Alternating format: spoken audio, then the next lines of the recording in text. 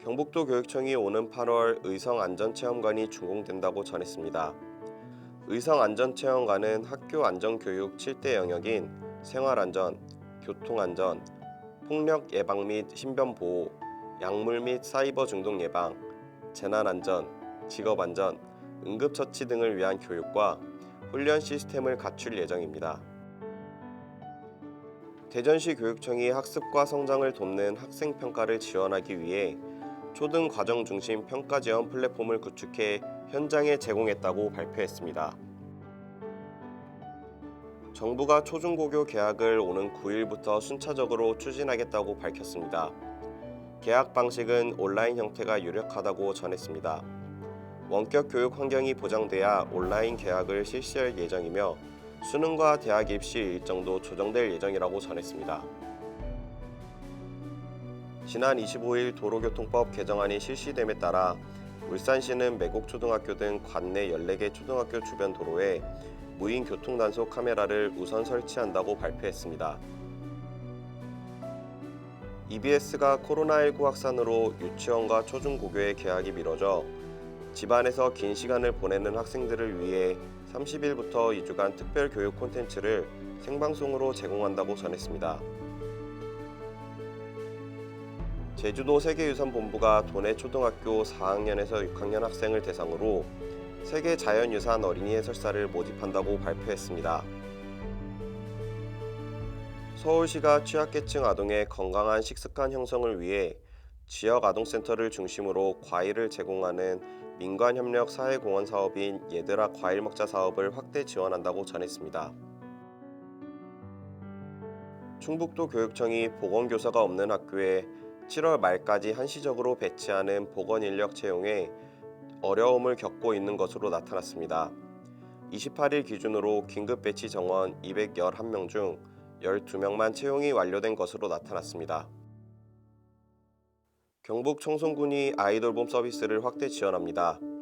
군은 서비스를 이용할 경우 기존 지원금에서 15에서 50%를 추가로 지원한다고 전했습니다.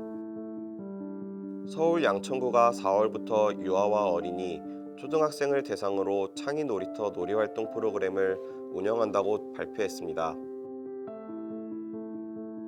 경기 양평군이 취약계층 아동을 돕기 위한 통합사례회의를 각 분야별 전문가와 20여 명의 민관 사회복지 실무자가 참석해 개최했다고 발표했습니다. 대구 카톨릭대가 상상캠 춤추는 스트로마를 주제로 무용, 영화, 음악이 통합된 예술 프로그램을 경산 지역 초등학생 100명을 대상으로 운영한다고 밝혔습니다. 서울 강남구가 구립국제교육원과 함께 초등학생을 대상으로 한 온라인 영어 학습 콘텐츠를 무료로 제공한다고 전했습니다. 경북교육청은 체험하고 즐기는 수학 교육을 위해 경북 상주의 서부수학체험센터를 오는 2021년까지 건립한다고 발표했습니다. 경북교육청이 농어촌의 작은 학교를 살리기 위해 작은 학교 자유학구제를 대폭 확대합니다. 지난해 이 제도를 시범 운영한 결과 큰 학교에서 작은 학교로 134명의 학생이 옮겨 학교별 평균 4.6명, 전체 학생 수 대비 13.5%가 증가한 것으로 나타났습니다. 교육부가 코로나19 감염 예방을 위해 개학일을 논의하고 있는 가운데 온라인 수업 운영 기준을 마련했습니다. 운영 기준은 학교에서 감염이 발생하는 등 교실 수업이 불가능할 경우를 전제로 마련됐습니다. 경남도 교육청이 도로교통법 개정안이 시행됨에 따라 학교 내 보행로 확보, 노후 통학버스 교체, 교통안전 교육 강화 등 다양한 학생 교통사고 예방 정책을 추진한다고 밝혔습니다. 교육 플랫폼 기업 NHN에듀에서 학부모 4만 명을 대상으로 진행한 4월 개학에 따른 학교 운영 및 학습 대안 설문조사에 따르면 학부모 10명 중 3명은 코로나19 확산 방지를 위해 9월 신학기제 도입을 원하는 것으로 나타났습니다.